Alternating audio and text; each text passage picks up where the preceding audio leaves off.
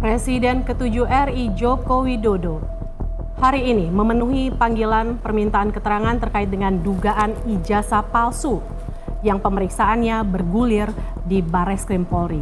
Jokowi hadir di Bareskrim didampingi oleh tim kuasa hukumnya. Jokowi tiba pukul 10 pagi dan langsung masuk tanpa memberikan keterangan. Dan satu lagi kita tunggu nih, Kiai Maduni apakah tertarik untuk melanjutkan S3 di Unusia, yaitu disertasinya sudah ada itu tentang merungkadkan nasabah baik. Disertasi apa tesis itu? Tesis itu, oh, tesis itu. Pembimbingnya siapa nih? Sastro. Saya usul kalau dia bikin disertasi pembimbingnya Rumail Abbas.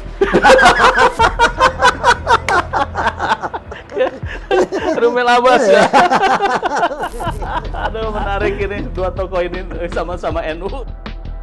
Setiap kali publik dihadapkan pada kasus besar, baik soal ijazah Jokowi maupun nasabah Alawi, pertanyaan yang muncul selalu sama, mana buktinya? Kita, apalagi saya, sudah sangat akrab dengan dorongan agar semua keraguan itu dibereskan cukup dengan tunjukkan saja dokumen aslinya. Ini lucu sekaligus ironi, karena dalam praktiknya, urusan administrasi di Indonesia dan urusan silsilah di dunia Islam itu tidak pernah sesederhana itu. Tuduhan yang menggunung belum pernah terbukti benar, pembelaan resmi pun tidak pernah benar-benar membungkam kritik. Semua pihak akhirnya terjebak dalam ruang abu-abu yang tidak jelas ujungnya itu akan kemana. Akibatnya, kasus yang seharusnya itu bersifat teknis berubah menjadi perang legitimasi dan kepercayaan yang dampaknya itu jauh lebih serius daripada sekadar selembar kertas. Selamat menonton, ini video cepat yang di-tapping secara impulsif, jadi animasinya tidak akan terlalu banyak. Kali ini saya akan menyajikan 5 persamaan utama dari kedua kasus tersebut dengan sedikit keberanian mempertanyakan segalanya.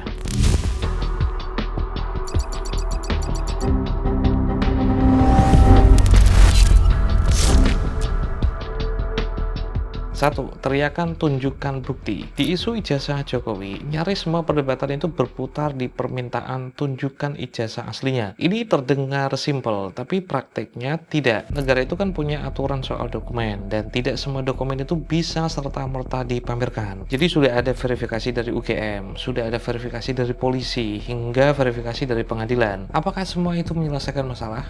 Ternyata tidak. Mereka yang curiga tetap tidak puas. Bahkan kalau dokumen itu dipertontonkan, skeptis akan tetap bertanya, siapa yang menjamin itu bukan hasil rekayasa? Di balik permintaan sederhana seperti itu, ada fakta bahwa kepuasan publik soal transparansi seringkali itu lebih soal rasa percaya, bukan soal bukti fisik. Nah, pada kasus Bani Alawi atau Bang Alawi, pertanyaannya itu malah lebih ekstrim. Mana bukti kitab nasab primer dari abad ke-4 Hijriah hingga ke-8 Hijriah? Seolah-olah silsilah keluarga ribuan tahun itu harus bisa dibuktikan dengan secari surat kuno yang bisa dipindai dan ditunjukkan sekarang juga. Realitasnya, nyaris tidak ada satupun keluarga besar di dunia Arab yang punya dokumen selengkap itu. Perlu kalian ketahui bahwa tradisi di Timur Tengah itu memang lebih mengandalkan pengakuan lisan dan konsensus, bukan dokumen tertulis. Tidak banyak dokumen tertulis yang tersedia. Kalau mau konsisten meminta dokumen primer untuk nasab, ya bersiaplah kecewa, karena permintaan itu cukup sulit secara metodologis dan historis. Bahkan sirah nabawiyahnya Ibn Ishaq, muwatta'nya Imam Malik, dan Sahih Bukhari Muslim hanya sedikit yang bisa divalidasi lewat dokumen tertulis yang semasa dengan baginda Nabi. Saya bilang cukup sulit untuk mengganti kalimat mustahil. 2. Suara resmi mendominasi. Ada hal menarik yang selalu berulang di dua kasus ini. Pembelaan hanya datang dari lingkaran resmi. Dalam ijazah Jokowi, pembela utamanya itu kan adalah UGM, polisi, dan sekaligus pengadilan. Semua pernyataan mereka itu mengarah pada satu kesimpulan, dokumen sah, kasus selesai. Tapi bagi sebagian orang, justru karena suara itu terlalu formal dan datang dari pihak-pihak yang dianggap punya kepentingan, hasilnya malah menimbulkan kecurigaan baru. Ada anggapan kalau benar-benar sah, kenapa tidak dibuka saja semua ke publik? Begitu pula dengan nasab Bani Alawi. Konsensus ulama nasab, fikih, hadis, komunitas asyraf, dan komunitas habaib sendiri akhirnya menjadi benteng utama. Puluhan bahkan ratusan pengakuan sosial itu dianggap cukup sebagai bukti. Tapi skeptis itu akan selalu bertanya, mengapa hanya kelompok sendiri yang bersuara? Mana sumber eksternalnya? Di mana peran pihak independen atau sejarawan netral? Justru pertanyaan itu keliru, karena Karena yang benar bagi saya adalah kenapa konsensus itu bisa bertahan begitu lama tanpa ada satupun gugatan kuat di masa lampau. Ini membuktikan satu hal kawan-kawan, sejarah memperlihatkan bahwa pembuktian satu sisi tidak akan pernah memuaskan kelompok yang memang sudah berangkat dari posisi tidak percaya. 3. Analisis tak pernah selesai. Debat soal ijazah Jokowi itu dipenuhi analisis teknis, mulai dari font Times New Roman yang katanya itu tidak mungkin ada di era itu, kemudian tanda tangan, nomor ijazah, nama yang memberi tanda tangan, sampai kemungkinan adanya manipulasi digital. Setiap kali satu argumen itu dijawab, muncul lagi pertanyaan baru. Penjelasan soal font Times New Roman misalnya, dijawab UGM dengan data soal percetakan. Tapi kelompok skeptis langsung mengalihkan ke isu lain. Bagaimana dengan tanda tangan? Bagaimana dengan cap?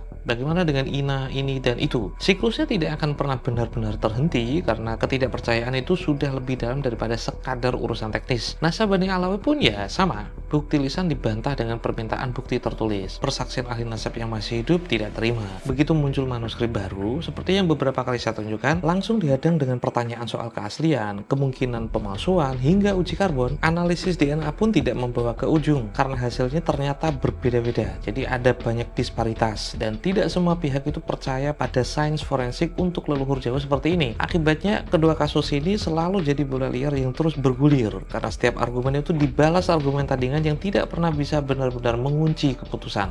4. Logika terbalik, yang dituduh malah disuruh membuktikan. Salah satu ironi terbesar dari dua kasus ini adalah beban bukti yang terbalik. Dalam dunia hukum yang sehat, penuduh itu kan seharusnya yang membuktikan tudingannya. Tapi yang terjadi di kasus ijazah Jokowi itu mereka yang menuduh tidak pernah sekalipun benar-benar membawa bukti konkret soal ijazah palsu. Justru Jokowi dan semua institusi di sekelilingnya itu yang sibuk menjelaskan, mengklarifikasi, bahkan sampai membawa dokumen itu ke polisi dan pengadilan. Bagaimana ujungnya? Pihak yang curiga tetap tidak percaya dan mereka terus meminta bukti lagi dan lagi tanpa merasa perlu membuktikan tuduhan mereka sendiri. Ini pola yang sebenarnya kan terus diulang-ulang. Semakin keras seseorang membela diri, yaitu pihak Pak Jokowi, semakin mudah tudingan baru itu dilempar-lempar. Pada NASA Bani Alawi, situasinya juga sama. Para penantang itu menuntut bukti primer berupa manuskrip kuno yang nyaris sulit tersedia, apalagi literaturnya itu harus kitab nasab. Tapi mereka sendiri tidak pernah bisa menunjukkan bukti otentik bahwa silsilah itu dipalsukan lewat literatur-literatur yang sama-sama tua, kecuali Asy-Syajarah Al-Mubarakah yang problematik itu. Permintaan untuk membuktikan asli akhirnya berubah menjadi tuntutan mustahil. Bagaimana mungkin orang membuktikan sesuatu yang bahkan para penggugat sendiri itu tak pernah mencarinya? Beda dengan ijazah, kawan-kawan. Manuskrip itu bisa dicari di perpustakaan Istanbul, Mesir, Taif, Maroko, hingga Saudi, dan semua orang cukup mudah mengaksesnya, cukup dengan paspor, tanpa birokrasi yang rumit ala kampus-kampus seperti UGM, kepolisian, maupun pengadilan. Ketika logika itu sudah jungkir balik seperti ini, jangan harap ada titik temu. Pihak yang menjadi sasaran curiga, yaitu Jokowi dan Mbak Alawi, akhirnya terjebak dalam lingkaran pembelaan tanpa ujung. Kelima, semua kembali ke pengakuan. Setelah semua debat, argumen, dan drama publik, ujung-ujungnya status dua kasus ini ditentukan oleh pengakuan-pengakuan. Untuk ijazah Pak Jokowi misalnya, selama UGM, polisi, dan pengadilan itu tetap menganggap dokumen itu sah, maka administrasi negara tetap berjalan seperti biasa, seperti tidak terjadi apa-apa. Sekeras apapun protes, hukum tidak akan berubah tanpa keputusan institusi utama. Ini memperlihatkan dokumen administratif di Indonesia pada akhirnya bukan hanya soal fakta, tapi juga soal kepercayaan terhadap institusi. Sama halnya di kasus NASA Bani Alawi. Seberapapun kuat tuntutan bukti fisik, permintaannya terlalu banyak misalnya, selama konsensus komunitas ulama nasab, ulama fikih, dan muhaddisin masih kuat, nasab mereka tetap diakui. Haul Mbak Alawi tidak berkurang, alih-alih bertambah. Konsensus itu bahkan sudah berjalan ratusan tahun. Sampai hari ini, pengakuan sosial dan keagamaan tetap jadi stempel utama, bukan dokumen kuno yang hampir sulit ditemukan, apalagi mereka tak pernah sekalipun mencarinya. Ini menunjukkan betapa kekuatan pengakuan, baik dari institusi negara maupun komunitas sosial itu lebih menentukan daripada logika 1-2 dokumen. Pada akhirnya kawan-kawan, kedua kasus ini membuktikan satu hal. Perdebatan soal dokumen, entah ijazah Jokowi atau nasab Alawi, adalah ujian tentang seberapa jauh kita mempercayai institusi dan konsensus sosial. Dokumen itu bisa diverifikasi, disangkal, atau bahkan diperlihatkan berkali-kali. Namun, jika rasa percaya sudah tidak lagi ada, maka tidak ada satu bukti pun yang benar-benar bisa menutup ruang curiga. Semua ini akan akhirnya bukan sekadar soal administrasi dan kebenaran dokumen.